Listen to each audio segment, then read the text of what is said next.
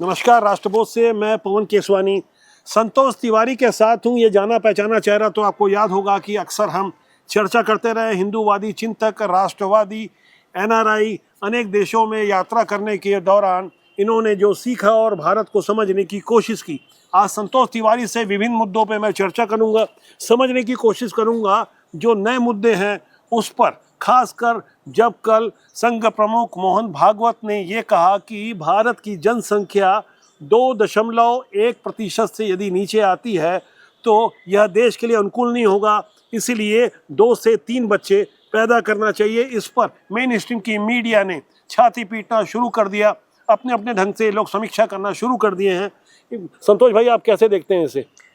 देखिए, हजारों वर्षों से भारतीय समाज की स्ट्रेंथ रही है परिवार की व्यवस्था। अब आज अगर आप देखेंगे तो एक बच्चा होता है, अगर एक बच्चा होता है, अगर वो लड़का है तो अगली पीढ़ी में जो उनकी अगली पीढ़ी आएगी ना उसको चाचा मिलेगा, न ताऊ मिलेंगे, न बुआ मिलेंगी। इसी तरह अगर लड़की है तो मौसी खत्म हो गए, बहुत सारे रिश्ते खत्म होते जा रहे हैं। अगर आप विश्व की किसी भी संस्कृति और सभ्यता को देखेंगे तो जब कभी भी जनसंख्या वृद्धि दर 2% से नीचे जाती है तो 35 वर्षों के अंदर में फिर वो सभ्यता और संस्कृति का पूरी तरह ह्रास होना शुरू होता है। 1970 में भारत में जनसंख्या वृद्धि दर हिंदुओं में लगभग 4% के आसपास थी। अभी वो 1.6 हो गई हिंदू समाज में, और मुस्लिम समाज में अभी भी वो 2.6% के आसपास में फर्टिलिटी रेट है वुमेन के ऊपर में। तो जनसंख्या का जब कभी भी आंकड़ा गड़बड़ाता है, डेमोग्राफी जिसे हम कहते हैं, तो उसका बहुत ही फार रीचिंग इफेक्ट है जो आज हम बांग्लादेश में देख रहे हैं, पाकिस्तान में देख रहे हैं, अफगानिस्तान में देख रहे हैं। एक और बड़ा प्रश्न आया है, बागेश्वर धाम के पंडित धीरेन्द्र कृष्ण शास्त्री के विरुद्ध बरिंदर सिंह परवाना एक कट्टरपंथी है जो भारत के विरुद्ध खालिस्तान की आवाज़ को उठाते हैं, किसान आंदोलन का एक चेहरा रहे हैं। इन्होंने साफ तौर पर धमकी दी, एक अनाड़ीपन से उन्होंने बात की है। बाबा बागेश्वर ने जो बातें कही थी, उन्होंने कहा था कि संभल में जो मस्जिद है उस मस्जिद का जो सर्वे हो रहा है, जिसे लेकर वहाँ कुछ जिहादी मानसिकता के लोगों ने हिंदूवादियों के विरुद्ध जो प्रहार किया था, उस पर उनकी एक टिप्पणी आई थी अपनी हिंदू पथ यात्रा के दौरान। तब उन्होंने कहा था कि वहाँ हरि मंदिर है और वहाँ हरि मंदिर में हमें जल चढ़ाना चाहिए, पूजा करना चाहिए। तो शायद इस कम दिमाग व्यक्ति बरिंदर सिंह परवाना को लगा कि शायद वो स्वर्ण मंदिर के बारे में बोल रहे हैं, वो हरि मंदिर नहीं बल्कि हर मंदिर के बारे में बोल रहे हैं। उन्होंने धमकी दी कि यदि आप पंजाब भी आते हो ठोक देंगे, मार देंगे। इंदिरा गांधी को मारा, बेन सिंह को मारा, तमाम ऐसी उपलब्धियां बता रहे थे। मैं चाहूंगा वो वीडियो आप देखें। किसी ने बयान दिता है भी वो हरि जड़ा हर मंदिर है ਉਹਦੇ ਵਿੱਚ ਅਸੀਂ ਆਪਣੀ पूजा करांगे, अभिषेक करांगे, जल्दी मंदिर बनावांगे। मैं कहना कोई गल नहीं वड्डे वीर, राजा कोई गल नहीं, आपां किहड़ा कहने आओ जी सदके आओ, पर एक गल याद रखी ओ बगेश्वर वाले बाबिया, आज नोट कर ले तेरी पुठी गिनती शुरू हो गई है। टकरांगे तेनू भी, भावें किद्दां तेनू गड्डी चढ़ाईए चढ़ावांगे जरूर तेनू, आ ते सही। तो संतोष भाई, आपने देखा, आप बताइए, आप समझने की कोशिश करते हैं, तमाम हिंदूवादियों से आपकी चर्चा होती है, काफी बड़ा चिंतन है आपका इस पे। देखिए, हम इसे दो तरह से देख सकते हैं। लोग ऐसे ही बरजिंदर जैसे पागलों के कारण ही लोग सिख समाज के ऊपर में हंसी का और जोक और चुटकुला बनाते हैं कि कहाँ संभल की बात हो रही है और वो कहाँ पहुंच गए हरमिंदर साहब, आप समझिए।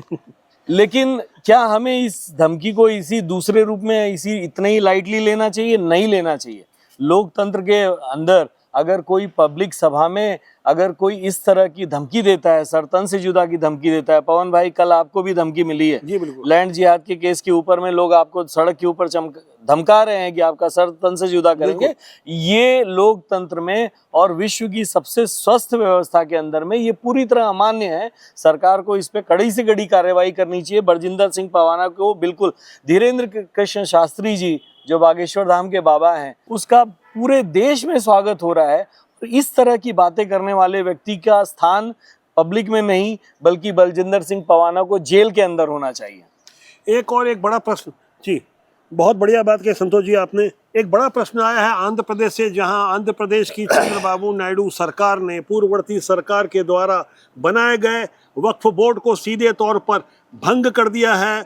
उन मान्यताओं को कड़ा प्रहार लगता है इससे, और जहां इन्होंने अभी हाल के दिनों में जैसा आपने सुना होगा कि तिरुमला के मंदिर में जिस तरह से लड्डुओं में पशुओं की चर्बी मिलाई गई, तब भी आरोप लगे थे जगन मोहन रेड्डी के विरुद्ध। बताया गया कि वो क्रिश्चियन है, उस मान्यता से नहीं है, बावजूद इसके अनेक विधर्मियों को तिरुमला के उस बोर्ड में शामिल किया गया था। ऐसे लोग जिन्हें मंदिर से दूर रहना चाहिए, जिनकी कोई मान्यता नहीं है, बावजूद इसके अब जब वक्फ बोर्ड को भंग कर दिया गया। वैसे चंद्रबाबू नायडू वो व्यक्ति हैं संख्यकों, उन्होंने आंध्र में बाकायदा आरक्षण की वकालत की है और अब वक्फ बोर्ड को भंग कर रहे हैं। इसे कैसे देखते हैं आप? देखिए पवन जी, हम संविधान की बात करते हैं जो सबके लिए समान है।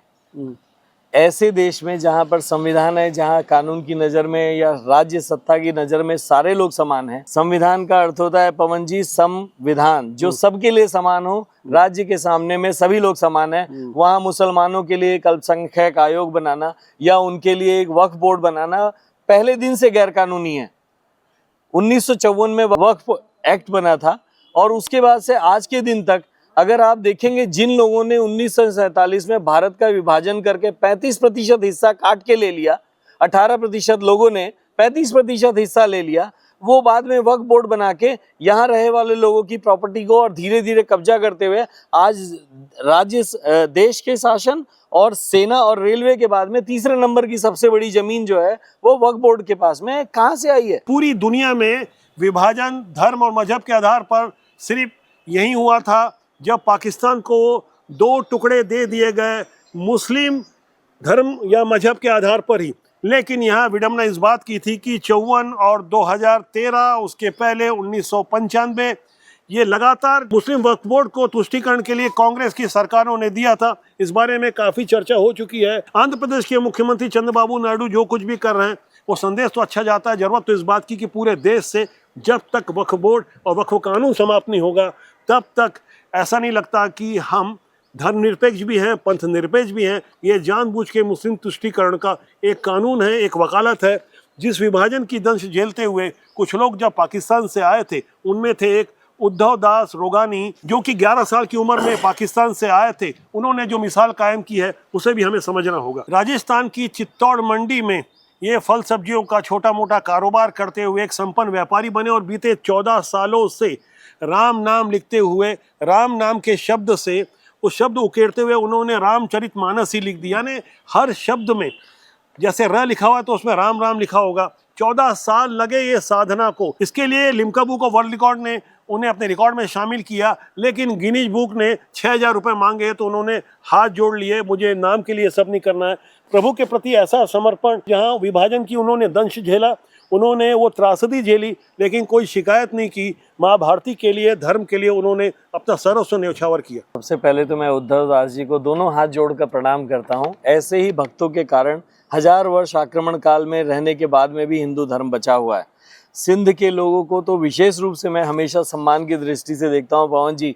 ये वो लोग हैं जिन्होंने सारे कष्ट सहे।